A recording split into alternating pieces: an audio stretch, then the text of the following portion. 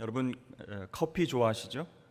우리 한국 사람들은요, 식사 후에 커피를 마시든지 차를 마시든지 그렇게 해야 뭔가 개운하고 식사가 마무리되었다 이렇게 생각하는 경향이 있습니다.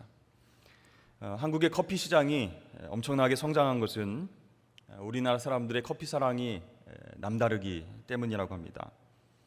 대중적으로 가장 많이 마시는 커피가 아메리카노입니다.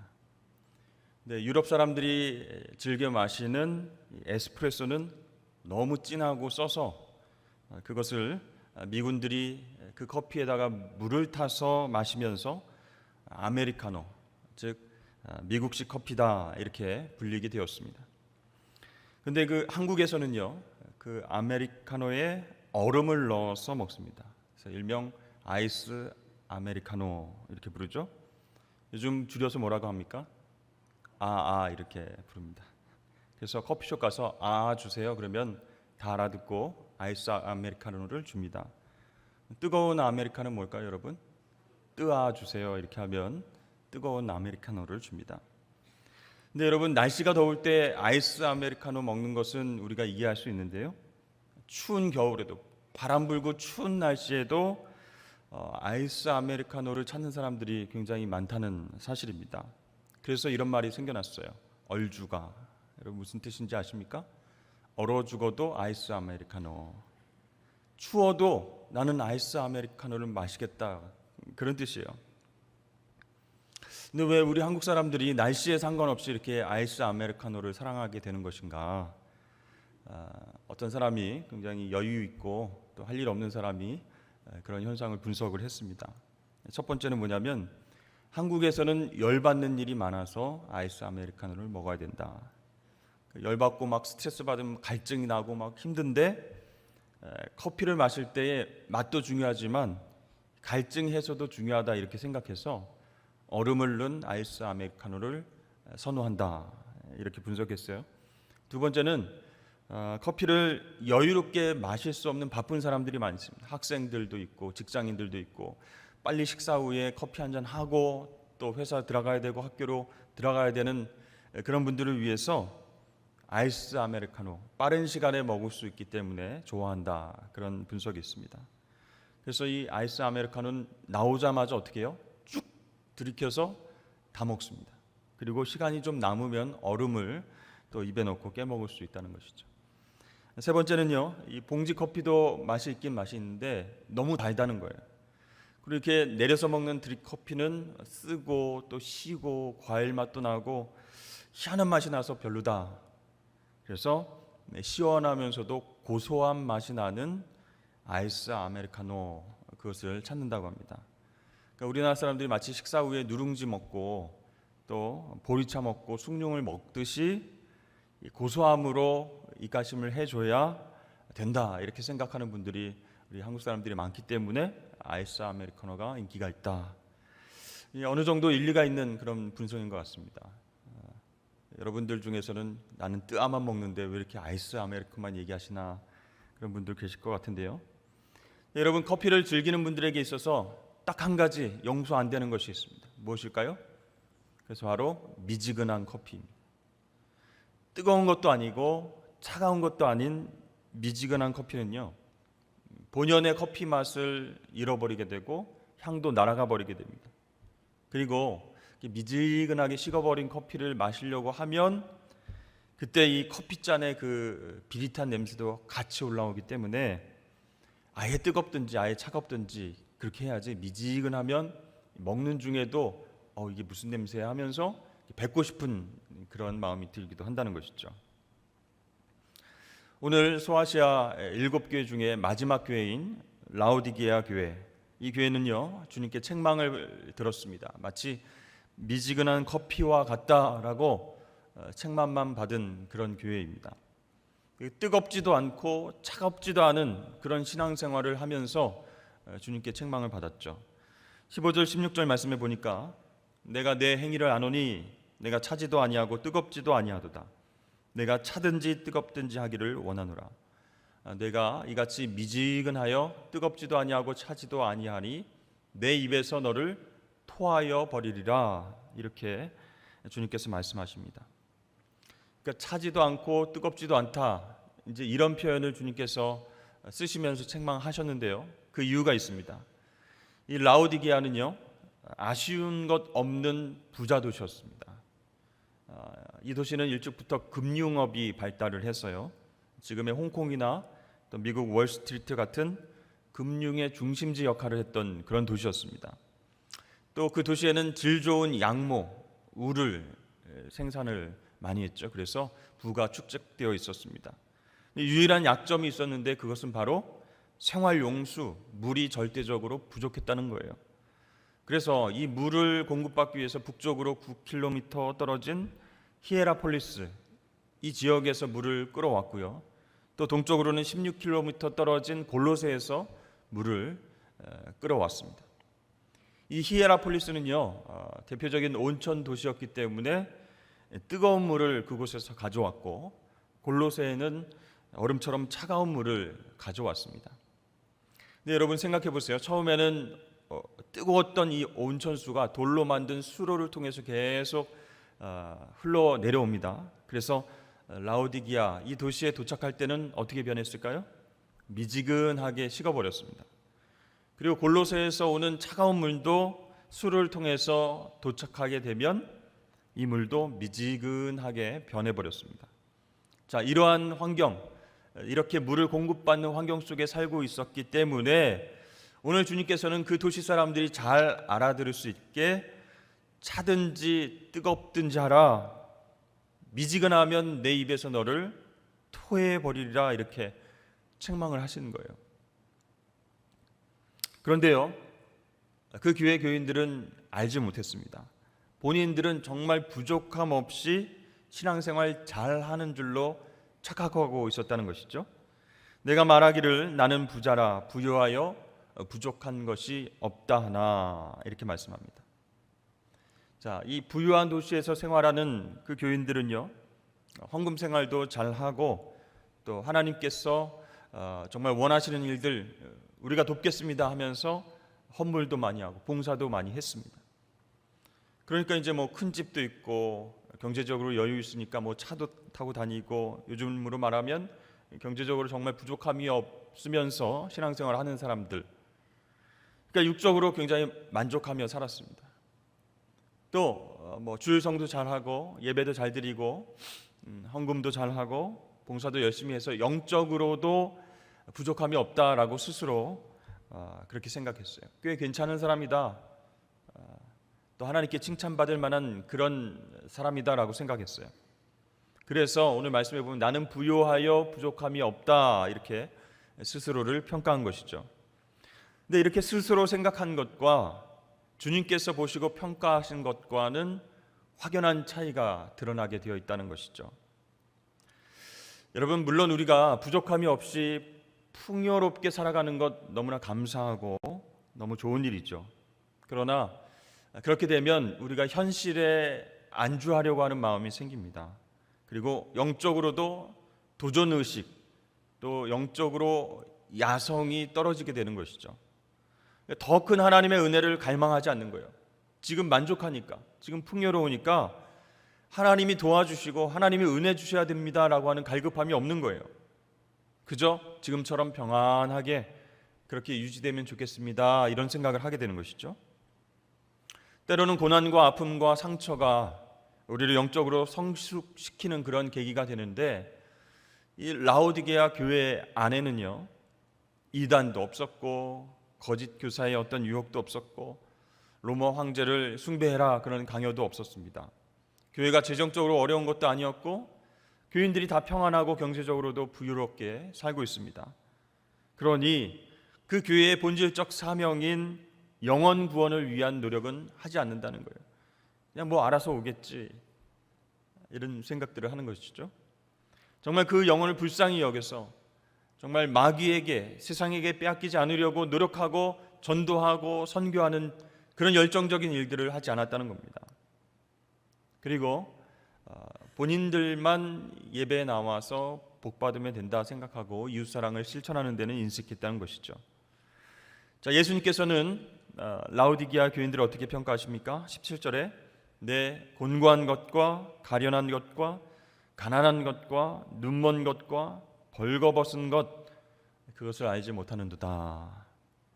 자, 교인들은 스스로 나는 부요하여서 부족함이 없다라고 판단했지만 주님께서 보실 때는 여러 가지 잘못된 부분들이 있다는 거예요. 그런데 그것을 알지 못한다라고 지적하시는 것이죠.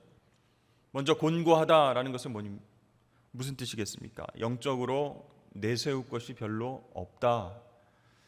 하나님과의 관계에 있어서 정말 내가 이런 부분 칭찬한다 할 수 있는 것이 없다는 거예요. 곤고한 거예요.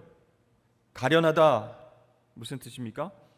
불쌍하다는 것이. 하나님 보시기에 야, 참 불쌍하다. 왜 그렇게 불쌍하다고 느끼셨을까요?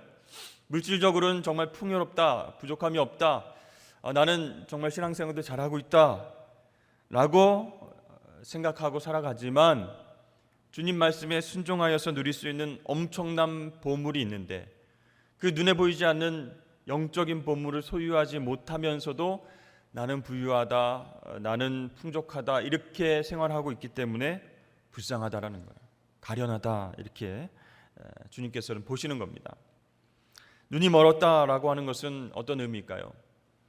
그러니까 돈이 많고 돈의 흐름에 굉장히 민감합니다.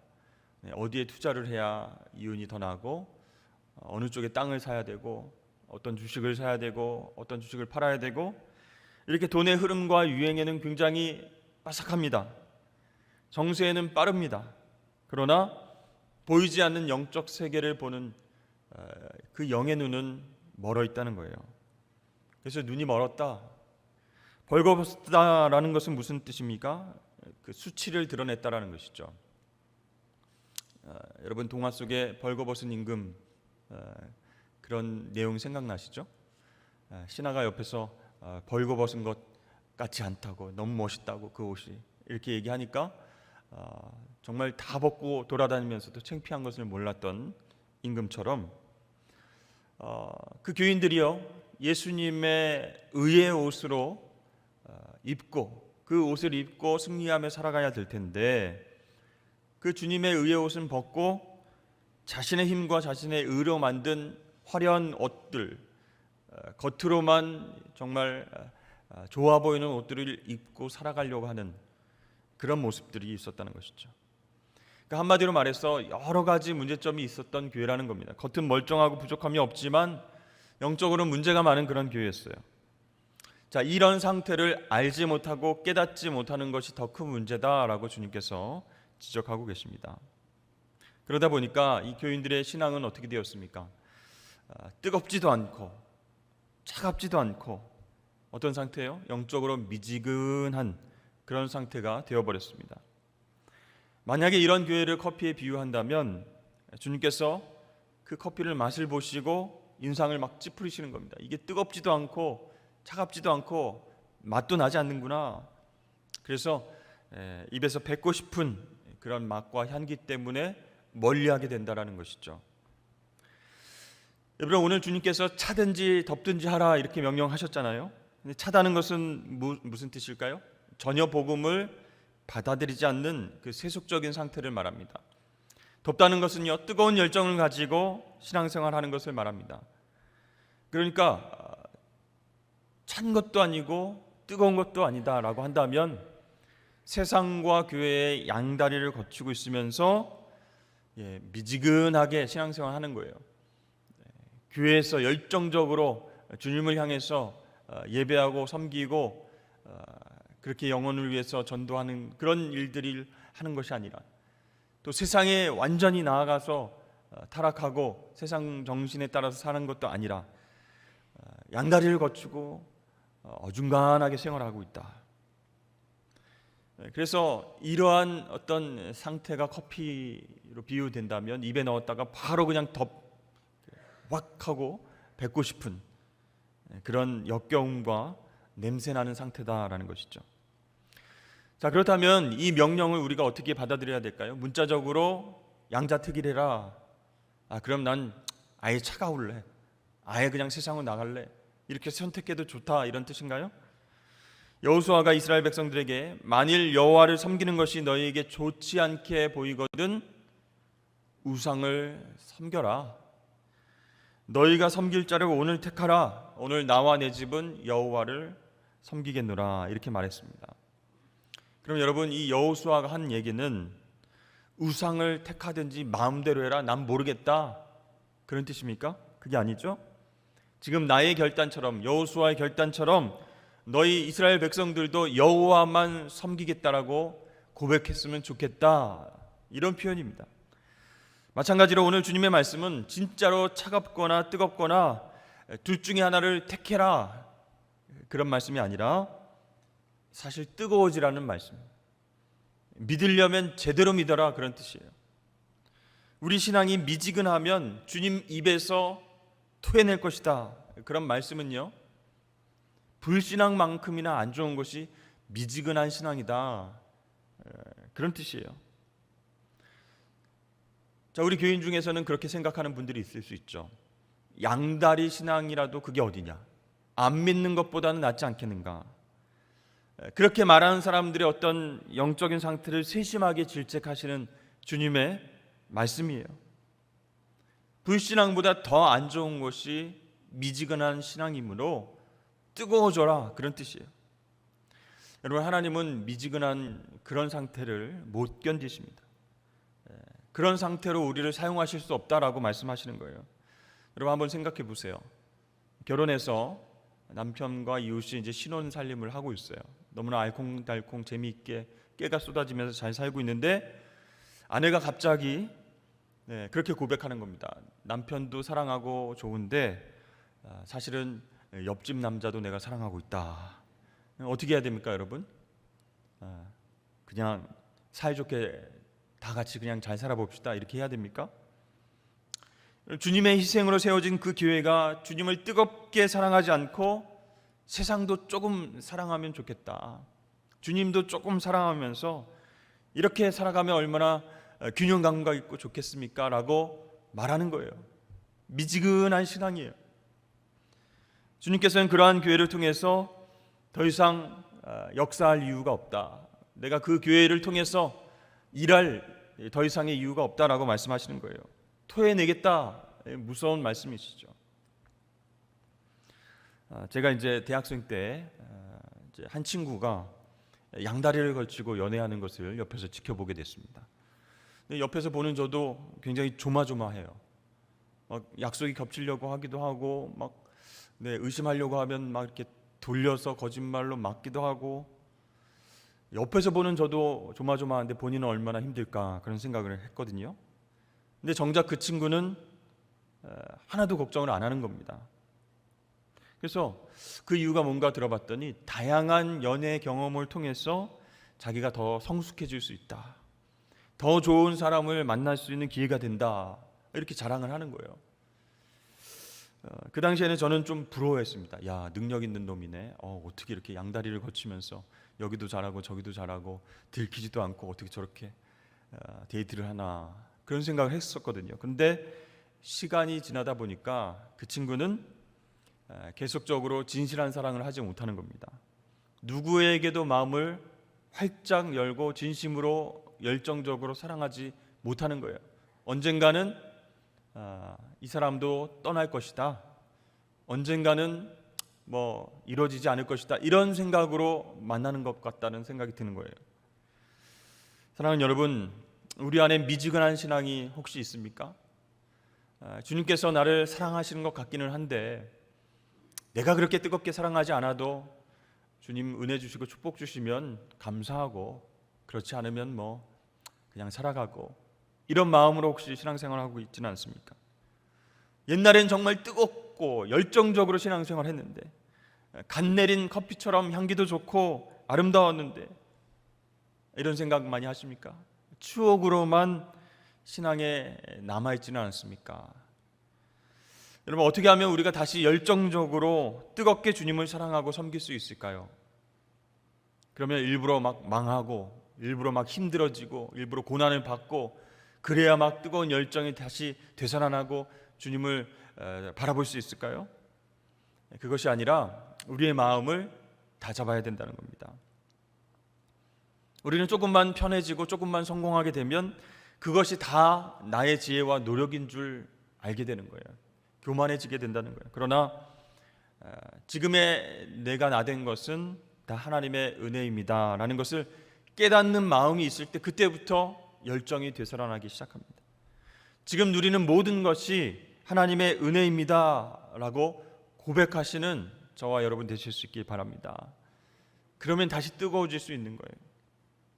자, 주님께서는 라오디게아 이 교회를 향해서 어떤 처방전을 주고 계십니까? 첫 번째로 불로 연단한 금을 사서 부유하게 하라 이렇게 말씀하고 있습니다.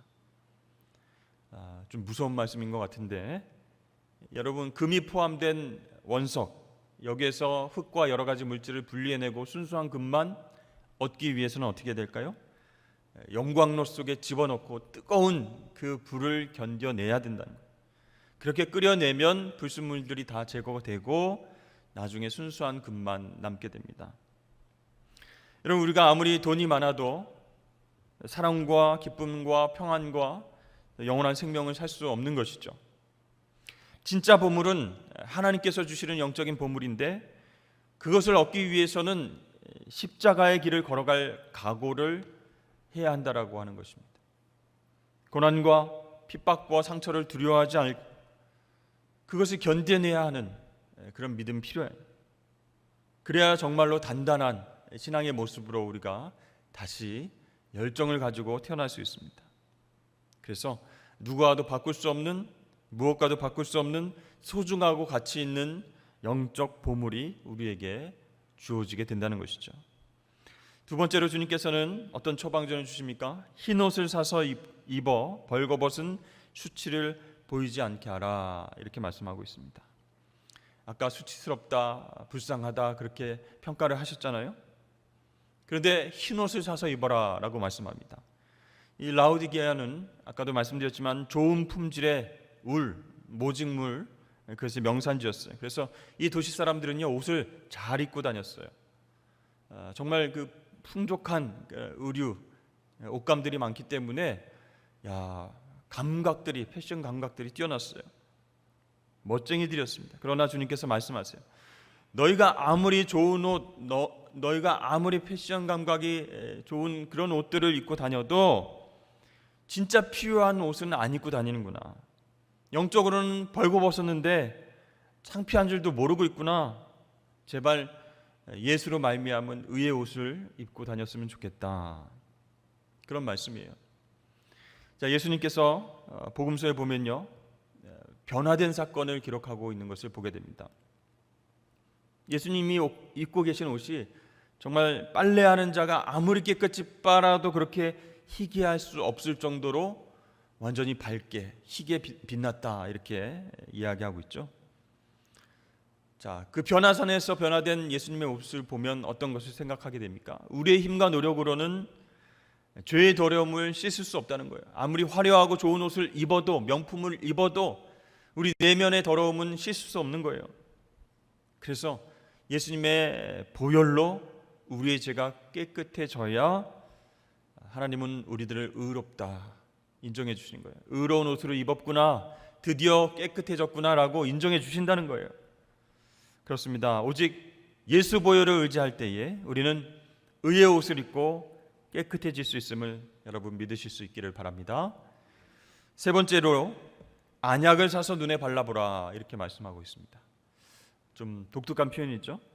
근데 이 라오디게아는요 안약의 생산지로 유명한 그런 곳이었습니다. 그러니까 너희가 지금 세상의 유행과 돈의 흐름과 그것을 잘 읽고 있는 어떤 육신의 안목은 있을지 몰라도 영적인 것을 분별하는 그런 영적 안목이 전혀 없구나. 영적으로는 정말 장님이구나. 눈에 보이는 부와 명예와 평안함은 바라보고 살고 있지만 예수 그리스도를 바라보지 못하는 영적 장님의 모습이구나. 이 안약을 눈에 바르고 그 눈을 떠야 된다라고 말씀하고 있습니다. 여러분, 우리의 시선이 머무는 곳이 우리의 관심과 사랑이 있는 곳입니다.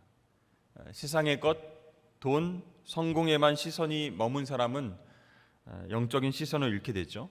그때 안약이 필요하다라는 것입니다. 여러분, 바울이 예수 믿는 사람들을 죽이려고 막 가던 중에 다메섹 길 위에서 부활하신 주님을 만나고 눈을 시력을 잃게 됩니다. 그렇죠?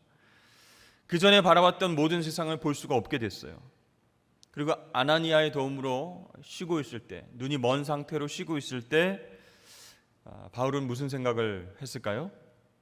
주님을 오해하면서 믿는 사람들을 미워했던 그 시선들, 죄의 콩깍지에 덮여서 그리스도인들을 핍박하고 죽인 사건들, 자신의 의와 자신의 어떤 노력으로 지혜로 행했던 어떤 종교 활동들, 이 모든 것들이 헛된 것임을 깨닫고 그 시간에 회개를 했습니다.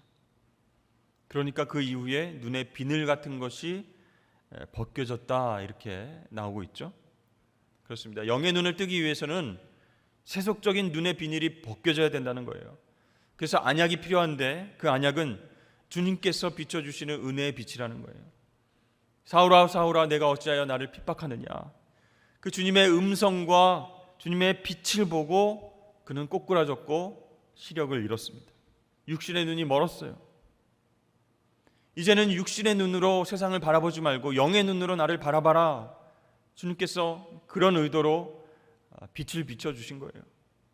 그렇습니다. 우리의 시선이 주님을 바라보기 위해서는 영적인 안약이 필요합니다. 안목의 정욕을 녹여서 거룩한 주님을 바라보게 만드는 그 은혜의 빛이 우리에게 필요한 줄로 믿으시길 바랍니다. 자, 이렇게 주님께서 처방을 내리셨죠. 불로 연단한 금이 필요하다. 흰옷을 입었으면 좋겠다. 영적인 안약을 넣어라. 근데 이 세 가지를요 공통적으로 사라, 이렇게 말씀하고 계세요. 불로 연단한 금을 사서, 흰옷을 사서, 안약을 사서. 공짜인 줄 알았는데 주님께서 사서 그렇게 처방하라라고 말씀하시는 것 같아요. 돈을 주고 여러분 살 수 있는 것입니까? 이게 없는 것이죠. 그런데 사라고 하셨어요. 그럼 무슨 뜻이겠습니까? 그만큼 부유한 라오디게아 그 교회가 가치 있는 것이 무엇인지를 분별하고 그것을 얻기 위해서 노력하라, 그런 뜻이에요. 그러니까 사서, 그것을 사서 제발 회복되라, 이렇게 말씀하는 것이죠. 여러분, 주님께서는 교회를 사랑하시니까 이렇게 책망하고 징계하고 계십니다. 19절에 물은 내가 사랑하는 자를 책망하여 징계하노니 그러므로 내가 열심을 내라 회개하라. 사랑하지 않으면 책망도 없다라는 거예요. 사랑하지 않으면 무관심해지는 거예요. 방치하는 거예요. 그러나 회복되어서 다시 살아날 것을 기대하기 때문에 아버지의 마음으로 그렇게 말씀하시는 겁니다. 어떻게 해요? 내가 열심을 내라 회개하라. 근데 이 말씀을 곰곰이 생각해 보면 거꾸로 돼야 되지 않는가. 먼저 회개하라, 그리고 열심을 내라, 이런 말씀이어야 될 것 같은데 오늘 주님은 열심을 내라 회개하라 말씀하십니다. 무슨 열심이 먼저 필요할까요? 주님의 은혜로 나아가고자 하는 열심이 필요하다는 거예요. 지금 미지근한 상태이기 때문에 주님을 향해서도 뜨겁지 않고 세상을 향해서도 뜨겁지 않고 미지근한 상태이기 때문에 먼저 열심을 내라. 주의 은혜의 자리를 찾는 열심이 있어야 된다. 그래서 정말 이래서는 안 되겠다. 너무 게을러지고 세상만 바라봐서는 망하겠다. 영의 눈이 열려서 영적인 본문을 바라봐야 되는데 세상 것만 보이니 이래서는 안 되겠다. 이런 위기의식을 갖고 열심히 열정적으로 은혜의 자리를 찾아가라, 그런 뜻입니다. 말씀 읽고 묵상하고 기도하고 가정예배 드리고 이렇게 열심을 내면 어떻게 해요? 주님께서 진짜 회개가 무엇인지 알려주신다라는 거예요. 그래서 열심을 내라 회개하라 라고 말씀하십니다. 볼지어다 내가 눈 밖에 서서 두드리노니 누구든지 내 음성을 듣고 문을 열면 내가 그에게로 들어가 그와 더불어 먹고 그는 나와 더불어 먹으리라 라고 말씀합니다. 자, 왜 주님께서 문 밖에 서서 두드리고 계십니까? 그것은 라오디게아 교회 문이 교회 머리 되신 예수님께는 닫혀 있다, 그런 뜻입니다. 주님께서 문 밖에서 서서 두드리고 있다라고 하는 이 표현의 동사는요, 현재 진행 동사입니다. 그러니까 주님이 지금까지 계속 포기하지 않고 계속해서 기다리고 계신다, 그런 뜻이에요. 여러분, 그렇게 주님, 기다리고 계신 주님을 맞아들여야 교회의 주인이 바뀌고 우리 마음의 주인이 바뀌게 된다는 것입니다. 그렇게 주인이 바뀌게 되면 미지근한 신앙이 아니라 뜨거운 신앙으로 우리는 변하게 될 줄로 믿습니다.